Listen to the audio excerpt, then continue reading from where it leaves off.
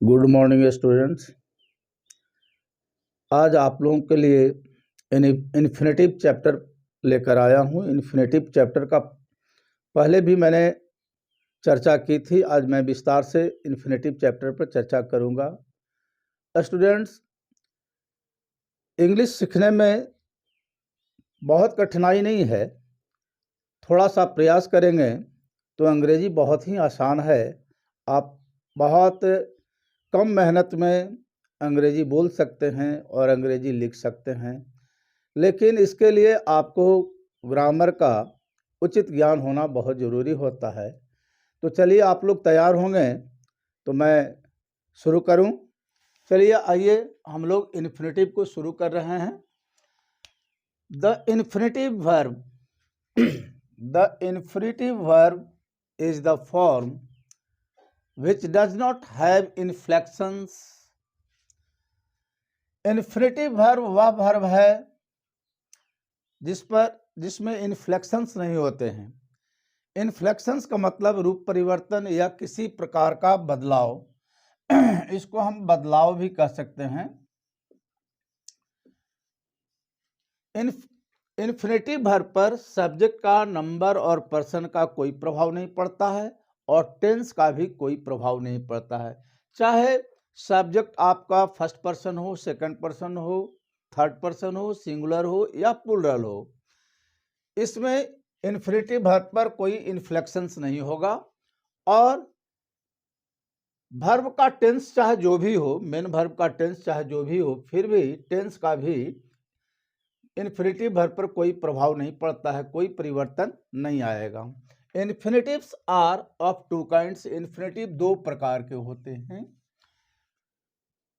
Number 1 में देखें, to infinitive. यदि इन्फिनिट वर्ब के पहले टू लग जाता है तो इसको हम कहते हैं टू इन्फिनेटिव। इसी को हम फुल इन्फिनेटिव कहेंगे या इन्फिनेटिव कहेंगे। जैसे देखें, to go, to run, to walk. बच्चों, इसमें टू क्या है? तो टू जो है आपको इन्फिनेटिव पार्टिकल है। इसको हम टू को इन्फिनेटिव पार्टिकल कहेंगे। जब वर्ब के पहले टू लग जाता है अर्थात इन्फिनेटिव पार्टिकल लग जाता है तो फुल इन्फिनेटिव बन जाता है। नंबर 2 में देखें, बेयर इन्फिनेटिव। इसी को हम कहते हैं इन्फिनेटिव विदाउट टू, बिना टू का इन्फिनेटिव। बेयर का मतलब होता है अनकवर्ड, अनकवर्ड मतलब विदाउट। बिना टू का जो वर्ब होता है उसको हम बेयर इन्फिनेटिव कहते हैं। जैसे यहाँ देख रहे हैं, गो, गो के पहले टू नहीं है इसलिए बेयर इन्फिनेटिव है। रन, रन के पहले टू नहीं है, यानी इन्फिनेटिव पार्टिकल को जो है हमने हटा दिया है, इसलिए यह रन जो है इन्फिनेटिव विदाउट टू हो गया। उसी ढंग से वॉक भी जो है इन्फिनेटिव विदाउट टू है। अब चलिए, uses of to infinitive. To infinitive का प्रयोग कहाँ कहाँ होता है? नंबर 1 में देखें, as the subject of a verb. किसी क्रिया के सब्जेक्ट के रूप में आता है, सब्जेक्ट के रूप में। जैसे देखें, to walk is a good exercise. टहलना एक अच्छी व्यायाम है। इसमें इज वर्ब है और वर्ब का सब्जेक्ट क्या है? तो टू वॉक है। टू वॉक जो है सब्जेक्ट के रूप में आया है, इज का यह सब्जेक्ट बनकर आया है। अब इसमें देखें नंबर 2 एग्जाम्पल में, टू एर इज ह्यूमन। गलती करना मानवीय गुण है।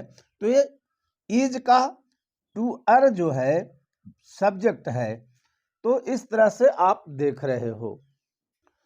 अब नंबर 2 रूल्स को देखें। As the object of a verb. Infinitive किसी वर्ब का ऑब्जेक्ट के रूप में आता है। जैसे देखें, शी वांट्स टू गो। इसमें वांट्स क्या है? वर्ब है और टू गो क्या है? इन्फिनेटिव है। यह कैसा काम करता है? तो ऑब्जेक्ट का काम करता है। शी वांट्स टू गो, वह जाना चाहती है। ही रिफ्यूज टू ओबे, वह आज्ञा पालन करने से इनकार कर दी। देखिए, रिफ्यूज का यह ऑब्जेक्ट बनकर आया है। ये टू गो है, टू ओबे है, ये ऑब्जेक्ट के रूप में इन दो वाक्यों में इस्तेमाल हुआ है। नंबर 3 में देखें, as the complement of a verb. किसी वर्ब का कंप्लीमेंट के रूप में। कंप्लीमेंट का मतलब पूरक होता है। जैसे देखें, ही इज टू रिटायर, वह रिटायर करने को है। यह इज वर्ब का कंप्लीमेंट के रूप में आया है टू रिटायर। अब देखें यहाँ मैं झाँक देता हूँ तो ही इज, वह है, वह क्या है, अर्थ स्पष्ट नहीं होता है, लेकिन जब हम कंप्लीमेंट को उभार देते हैं, कंप्लीमेंट को यहाँ रख देते हैं, तब इस सेंटेंस का अर्थ पूरा का पूरा निकल जाता है। ही इज टू रिटायर, वह रिटायर करने को है। तो यहाँ टू रिटायर जो आया यह कंप्लीमेंट के रूप में आया है। किसका कंप्लीमेंट? तो इज का कंप्लीमेंट के रूप में। यू वेयर टू प्ले, तुम खेलने को थे। You were to play, you were, अगर यहाँ मैं इसको कवर कर देता हूं तो यू वेयर, आप थे, क्या थे? तो यू वेयर टू प्ले, आप खेलने को थे। तो वेयर का कंप्लीमेंट के रूप में टू प्ले आया। अब नंबर 4 में देखें, as an adjective to qualify a noun. एक नाउन को क्वालिफाई करने के लिए एडजेक्टिव के रूप में भी इन्फिनेटिव का प्रयोग होता है। I have some food to eat, मेरे पास खाने के लिए कुछ भोजन है। अब बताइए, आई हैव सम फूड, मेरे पास कुछ भोजन है, किस लिए है? तो ईट, खाने के लिए। अब देखिए इसमें टू ईट जो आया मॉडिफाई कर रहा है किसको? सम फूड को। इसलिए टू ईट जो हो गया एडजेक्टिव का फंक्शन कर रहा है। He has a house to live in, उसे रहने के लिए एक घर है। He has a house to live in. तो यहाँ टू लिव जो है मॉडिफाई किसको कर रहा है? हाउस को कर रहा है। घर किस लिए है? तो रहने के लिए है। As an adverb to modify an adjective, infinitive का प्रयोग एडजेक्टिव को क्वालिफाई करने के लिए होता है। जैसे I am happy to find you here, यहाँ देख रहे हैं टू फाइंड जो है हैप्पी एडजेक्टिव को क्वालिफाई करता है। It is easy to say something, कुछ कहना आसान है, तो टू से जो है इजी को मॉडिफाई करता है, अर्थात क्वालिफाई करता है। आप लोग यदि चैनल को सब्सक्राइब नहीं किए हैं तो जरूर सब्सक्राइब कर दें और वीडियो को लाइक कर दें।